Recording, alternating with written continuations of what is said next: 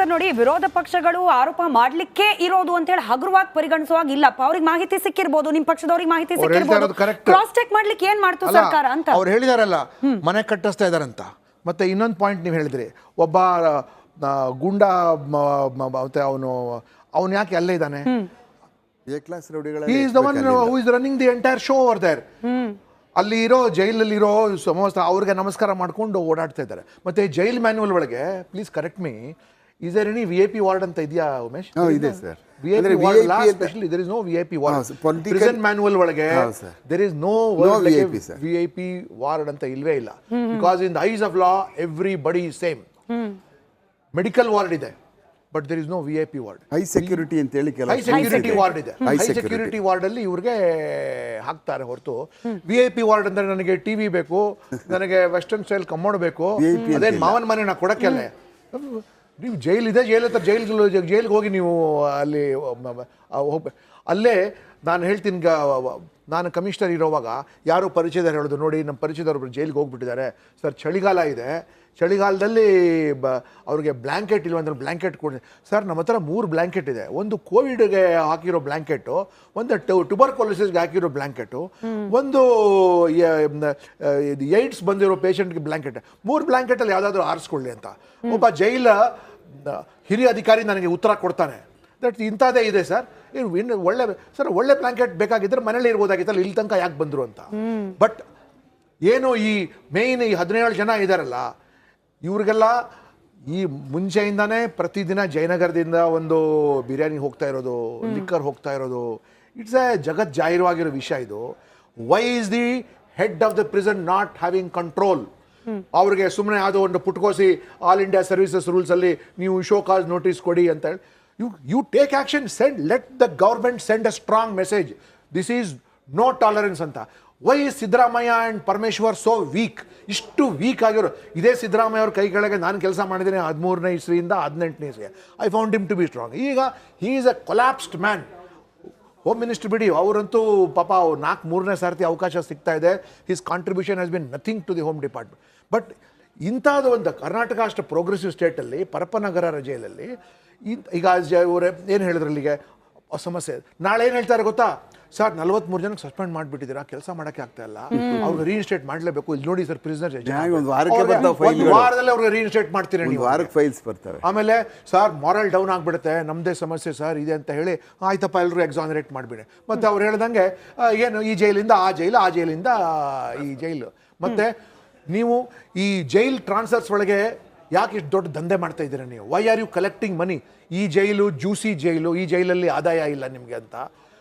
ಇದರದ ಪಾಲೇನು ಮುಖ್ಯಮಂತ್ರಿಗೆ ಹೋಗ್ತಾ ಇದೆಯಾ? ಪಾಲ್ ಹೋಗ್ತಾ ಇಲ್ಲ ಅಂದ್ರೆ ಖಂಡಿತವಾಗಿ ಆಕ್ಷನ್ ತಗೊಳ್ಳಿ ಅವ್ರಿಗೆ. ಮತ್ತೆ ಜೈಲ್ನವ್ರ ಜೊತೆ ಏನಾದರೂ ಇವರು ಒಪ್ಪಂದ ಮಾಡಿ ಇಟ್ಕೊಂಡಿದ್ದಾರೆ, ಒಳ ಒಪ್ಪಂದ.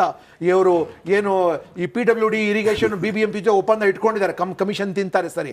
ಈಗ ಇವ್ರ ಜೊತೆ ಏನಾದರೂ commission are they in hand in glove with rapists and criminals also and murderers?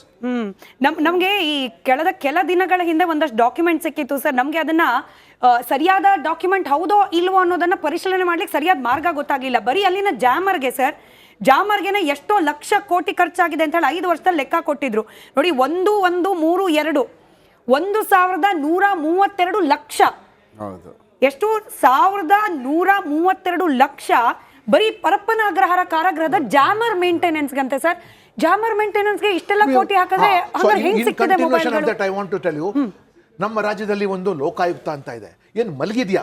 ಒಬ್ಬ ಸುಪ್ರೀಂ ಕೋರ್ಟ್ ನಿವೃತ್ತ ನ್ಯಾಯಾಧೀಶರಿಗೆ ಕೂಡಿಸಿ ಅಲ್ಲಿ ಕೊಡ ದೊಡ್ಡ ಕಾರು, ಬಂಗ್ಲೋ.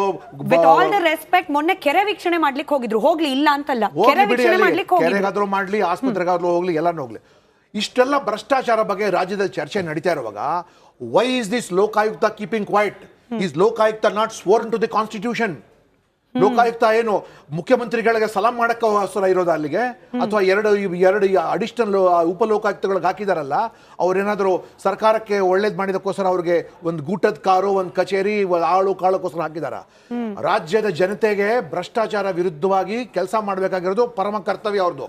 ಅವ್ರ ಕೈಲಿ ಆಗಲಿಲ್ಲ ಅಂದ್ರೆ ಅಟ್ಲೀಸ್ಟ್ ವಿಸಿಟ್ ಆದರೂ ಒಂದು ಜೈಲ್ ವಿಸಿಟ್ ಮಾಡಿಬಿಟ್ಟು ಒಂದಿಷ್ಟು ಜನರ ಮೇಲೆ ಆ್ಯಕ್ಷನ್ ತಗೊಳ್ಳಿ. ಆಸ್ಪತ್ರೆ ಹೋಗಿ ನೋಡಿ, RTO ಕಚೇರಿ ನೋಡಿ, ಪೊಲೀಸ್ ಸ್ಟೇಷನ್ ನೋಡಿ, BBMP ಕಚೇರಿ ನೋಡಿ. ಪ್ರತಿಯೊಂದು ಕಡೆನೋ ಎವ್ರಿವೇರ್ ಇವಾಗ ದುಡ್ಡು ಕೊಡಬೇಕು ಇದು ಮಾಡಬೇಕು ದುಡ್ಡು ಕೊಡಬೇಕು ಇದು ಮಾಡಬೇಕು why this Lokayukta is keeping Lokayukta ಮುಚ್ಚಿಬಿಡೋಣ ವಿಲ್ ಕ್ಲೋಸ್ ದಿಸ್ ಲೋಕಾಯುಕ್ತ ಹೇಳಿ ಸರ್, ಇವಾಗ ಕಾಂಗ್ರೆಸ್ಗೆ ಅಧಿಕಾರ ಕೊಟ್ಟಿದ್ದೇನೆ one of the reason was ಈ ಕಮಿಷನ್ ಸರ್ಕಾರ ಅನ್ನೋ ಹಣೆಪಟ್ಟಿ ಬಿಜೆಪಿಗೆ ಬಂದ್ಬಿಟ್ಟಿತ್ತು. ಅದನ್ನ ಕಾಂಗ್ರೆಸ್ನವರೇ ಮಾಡಿದ್ರು, ಅದು ಸ್ವಯಂಕೃತ ಅಪರಾಧವು. ಬಟ್ ಈ ಸರ್ಕಾರ ಬಂದ ಮೇಲಾದ್ರೂ ಅಟ್ಲೀಸ್ಟ್ ಕೆಲ ಇಲಾಖೆಗಳಲ್ಲಿ, ಎಲ್ಲಾ ಇಲಾಖೆಯಲ್ಲಿ ನಾವು ಟ್ರಾನ್ಸ್ಪರೆನ್ಸಿ ಎಕ್ಸ್ಪೆಕ್ಟ್ ಮಾಡ್ಲಿಕ್ಕೆ ಸಾಧ್ಯ ಇಲ್ಲ, ಅದು ಗೊತ್ತಿರೋ ಸತ್ಯ.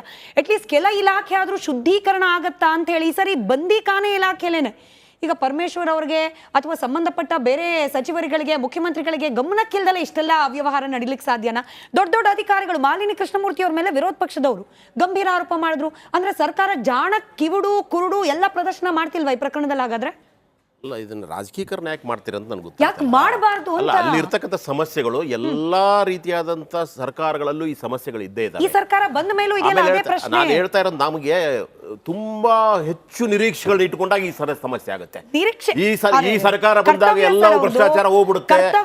ಸರ್ಕಾರದ ಪ್ರತಿನಿಧಿಗಳ ಕರ್ತವ್ಯ ಅದು. ಈ ಇಡೀ ವ್ಯವಸ್ಥೆಯ ಭ್ರಷ್ಟಾಚಾರದಲ್ಲಿ ಮೂಳಿಗೆ ಹೇಳ್ತಾ ಇದೆ. ಅಲ್ಲಿ ಬಂದಿರೋರು, ಅಲ್ಲಿ ಇರೋರು ಎಲ್ಲರೂ ಸಹಿತ ಅದೇ ಕೆಲಸದಲ್ಲಿ ಇದ್ದಾರೆ. ಸೊ ಅಂತ ಸಂದರ್ಭದಲ್ಲಿ ನಾವು ಇದ್ದಕ್ಕಿದ್ದಾಗ ಎಲ್ಲವೂ ಸಹಿತ ಸರಿ ಹೋಗಬೇಕು ಅನ್ನೋ ಸ್ವಲ್ಪ ನಿರೀಕ್ಷೆಗಳು ಹೆಚ್ಚಾಗ್ತವೆ. ಇಲ್ಲ, ನಿರೀಕ್ಷೆಗಳು ಜಾಸ್ತಿ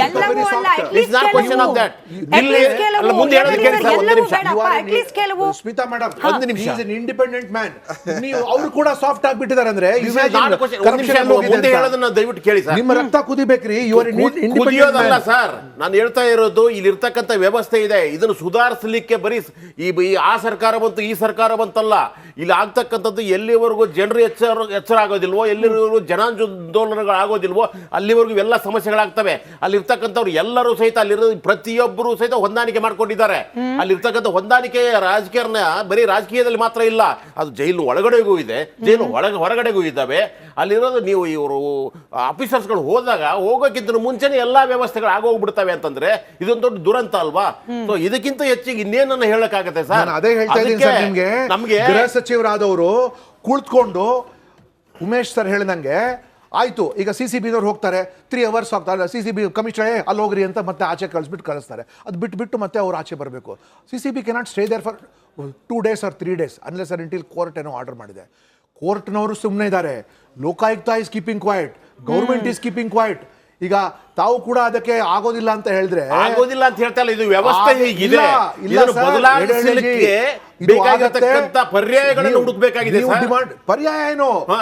ಚಾವಟಿ ಬೀಸಿರಿ, ನೀವು ಚಾವಟಿ ಬೀಸಿರಿ, ಕ್ಲೀನ್. ಮಾಧ್ಯಮದವರು ಬರಿದೇ ಇರೋದೇನಿಲ್ಲ, ತೋರಿಸದೇ ಇರೋದೇನಿಲ್ಲ, ಇದನ್ನ ವ್ಯವಸ್ಥೆ ಬದಲಾಯಿಸಬೇಕು ಅಂತ ನಾವು ಬರಿತಾನೆ ಇದೀವಿ, ಮಾತಾಡ್ತಾನೆ ಇದೀವಿ. ಈಗ ದರ್ಶನ್ ಸ್ವಚ್ಛ ಮಾಡಿ, ಕ್ಲೀನ್ ಮಾಡಿ, ಜೈಲ್ ಹೋಗಿ ಮತ್ತೆ ಅಲ್ಲಿ ಕಚಡ ಬೀಳುತ್ತೆ. ಇಲ್ಲ ನೋಡಿ ಸರ್, ಪ್ರತಿನಿತ್ಯ ಹಿಂಗೆ ಎದ್ದು ನೀರು ಕುಡಿದು ಊಟ ಮಾಡಿ ನಿದ್ದೆ ಮಾಡಿ ಇದೆಲ್ಲ ನಿತ್ಯ ಕರ್ಮಗಳನ್ನ ಮಾಡೋದು ರೊಟೀನೋ? ಜೈಲಲ್ಲಿ ಸಂಬಳ ತಗೊಂಡಿರೋ ಅಧಿಕಾರಿಗಳಿಗೂ ಪ್ರತಿನಿತ್ಯ ಕ್ಲೀನ್ ಮಾಡೋದು ರೊಟೀನ್ ಆಗ್ಬೇಕು ಅಲ್ವಾ ಉಮೇಶ್?